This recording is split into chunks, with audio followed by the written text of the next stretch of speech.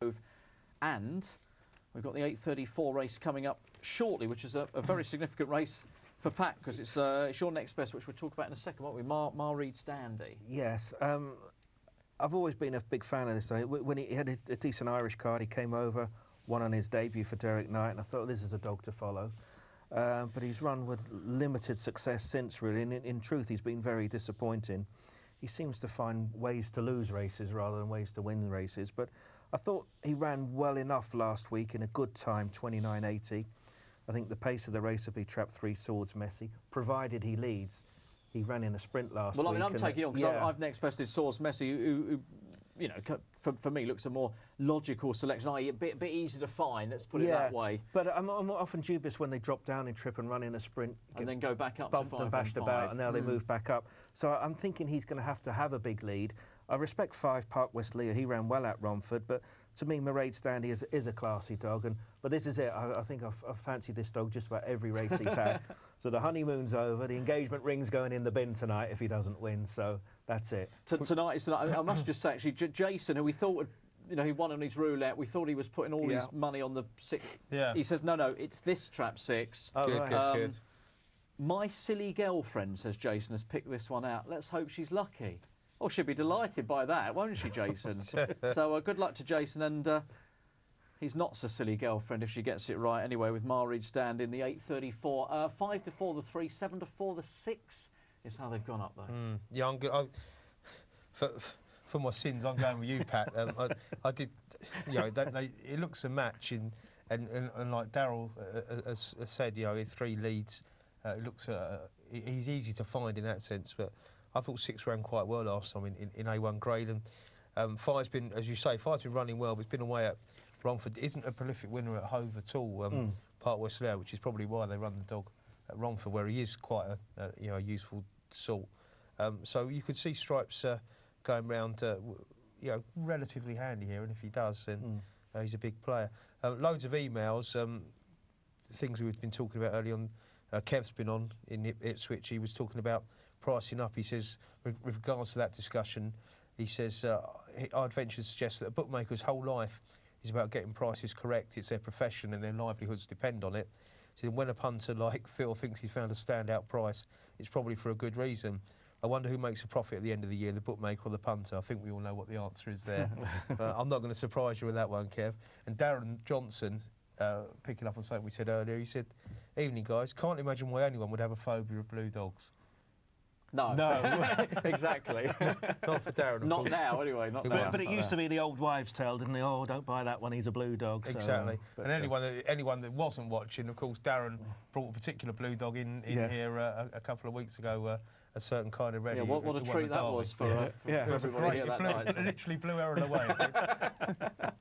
Great remember that night, won't he? 5 to 4 Trap 3 here. Swords Messi. 7 to 4.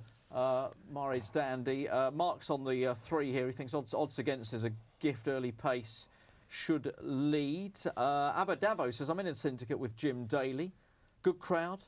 Moreover, what a fantastic track Yarmouth is, with a real positive vibe. We were saying that while we were watching the VT. It's just it is a superb track. If anyone's ever in that neck of the woods, if you're on holiday and you must go there, and even if you... It's nice in January. Well, for a holiday. It looked a bit chilly, but it's just that the facilities are great. It's fantastic, isn't it? Everyone's so enthusiastic there, and it's just a real buzz place. It's really good. Jep Jake says, great to see Bet365 pricing up so many early price races on the greyhounds. And we lose on a lot of them as well, so it's really it can be hard work to do it. That's encouraging. People sat at home and rubbing their hands together thinking, right, OK. Who'd you blame? St Pierre? Anybody but me. Yeah. ABM. Daz wants to wish all the best to Mark, who was the owner of Banshee Mo. For the future, he says it's such a shame to hear she's not running. He used to be in the same syndicate with Mark once upon a time. Said he deserves a bit of better luck. Must say well done to one of our tweeters, Andy Football. It's a great Twitter name. You had the 1, 2, 3 always combo in the last race, so spot on there. With funny. Oh, we've got our first overseas view of the night here. This came in a little while back from Stefan. He says, hello from Athens. Says, love the show, guys. I watch it from Greece every Thursday, Friday and Saturday religiously.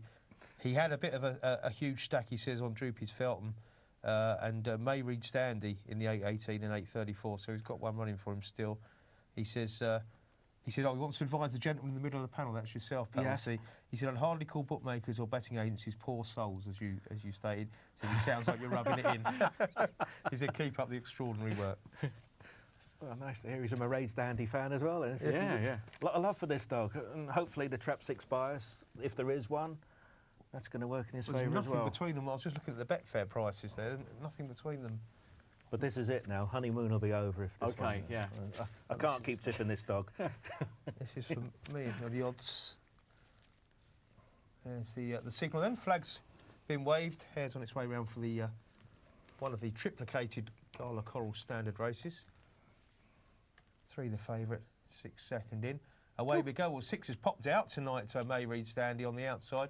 3 Swords Messi showing the better early dash, though, is going to lead round. It's race on then. 3 down the far side. Swords Messi from 6 and May Reed Standy, who's cruising down the far straight. Yes. And 6 now hits the front, goes about a length up from 3 as they come out the third turn and head towards the fourth. It's the Stripes. May Reed Standy in control here. 3 Swords Messi trying really hard to get back on turns, but 6 won't make a mess of this one. May Reed Standy wins and wins well in the end. 6 beats 3. 4 is third. The honeymoon is still on.